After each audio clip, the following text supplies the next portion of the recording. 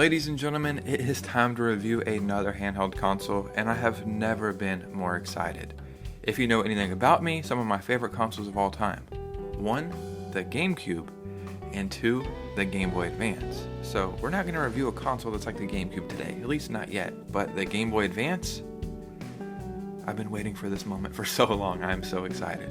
So we're going to go check out the quality of this, and then I will come back over here and give you my final thoughts. Let's just go ahead and get right into the video. Ladies and gentlemen, look at this. Seriously, look at that. Do I really even have to review this anymore? Just looking at this, does this not make you want to obtain and purchase and buy? Even hell, steal it. Steal it if you have to. Whatever you have to do to get your hands on this. This is probably the best looking console I have ever reviewed by far. This is called the Anbernic RG34XX. What's actually really cool is they also included the little strap that the GBA had. I don't know where this would go in at though. So if you had a Game Boy Advance back in the day like I did, you'll notice there's a couple extra additions here. This right here is where the Game Boy Advance would normally cap out, right? You have 2 face buttons. But on this we have A, B, X, and Y. And then on top we have R and L, and then R2 and L2. We have the micro HD and a USB-C here, menu button, reset button, power button, and the volume is almost a callback. On the GBA, I believe it's like a volume wheel. This is a volume wheel, but as you can see, it's like more of a lever or something. I don't know what you would call it. And the headphone thing. Which is cool because I think they had this on the Game Boy Advance, but they didn't have it on the Game Boy Advance SP or vice versa. One of the ways that goes. So in the settings, there's actually quite a few things in this one, and I like when there's a lot of different settings. You can change the brightness, you can lock the screen. There's also a bunch of different backgrounds, which is cool. Obviously, you could add your own backgrounds if you wanted to, but just anything that makes it a little bit more personable, I always say that's pretty cool. But if we go right here, we have PSP, PlayStation, Dreamcast, N64, DS, Game Boy, Game Boy Advance, Game Boy Color. Now look at this. If we go all the way over here, ports. Look at how many ports are on this. It's kind of hard to see the names because I chose a background that kind of blends in, so that was kind of dumb. We have Cave Story on here. We have Owlboy on here, which is amazing. Quake, some Sonic, VVVVV or whatever. This game is pretty fun. Some Wolfenstein, some Doom, Sonic Mania. So yeah, some cool ports. So I really like whatever console you're playing. There'll be like a border of that console on the side. So we're gonna start with PlayStation 1, and it's probably my favorite Yu-Gi-Oh game of all time. All right, folks, I think we got our name chose. Oh yeah, this is something tricky. Okay, in my brain, I wanna press A, right? That's how you would continue or move on. But the way that the face buttons are set up, B is technically A, I think. Or X. So keep that in mind. You could probably change the buttons, so that would be cool. And then something I learned is you can press menu up here, and then you can change the video effects. So we have HD, scan lines, fast, dot matrix, which I think makes it look retro. Yeah, see, this makes it look kind of retro. What I've been using is HD, and it's actually a huge difference. I don't know if this game is going to be the one to show the huge difference, but one of the reasons why I like this Yu-Gi-Oh game so much is you can combine cards that don't make any sense, like these 2 cards together. Okay, it didn't work there, but sometimes you'll be able to make new monsters, and it was just so cool. Me and my cousins used to play this all the time. God, I love this game so much. I wish they would remaster it, or just straight port it for the Switch. All right, let's try to mix these 2. Yeah, see? That's amazing. Seriously, one of the coolest things ever. It doesn't really make sense. But me and my cousin would just do this over and over and over again. And I seriously love this game so much. All right, let's play The Simpsons on Super Nintendo. I used to play this game all the time, and I don't ever really remember what we were supposed to do in it. What's cool is the Super Nintendo and the Game Boy Advance were equal, right? The Game Boy Advance was basically your handheld Super Nintendo. And then the Game Boy was your handheld NES. And yeah, I think, if I'm not mistaken, the Game Boy Advance was actually more powerful than the Super Nintendo, or at least I heard that. I could be 100% wrong. Just look at this. Simpsons on a Game Boy Advance style console. What are we doing here? Are we back when time was good? You know what? Let's try PSP on this. obviously the retro stuff is gonna work. If PSP is gonna work on this, then that's gonna be awesome. I would assume it could, but sometimes you just don't know on consoles like this, so yeah, we might be pleasantly surprised. Wow, that actually looks great and is running great. It is strange to push these buttons up here because they're so small, and if you grew up with Game Boy Advance, you're not used to buttons being up here.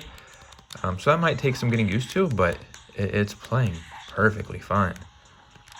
What about these top buttons? What do they do? Oh, wow, that actually does something. What about this one? Yeah, as you can see, it plays games perfectly fine. I was going to play some other games, but there's really no point. If it can play PSP and PlayStation and all that, it's going to play all the retro stuff as well. So I need to give you a few details about this. One, it comes in 4 different colors.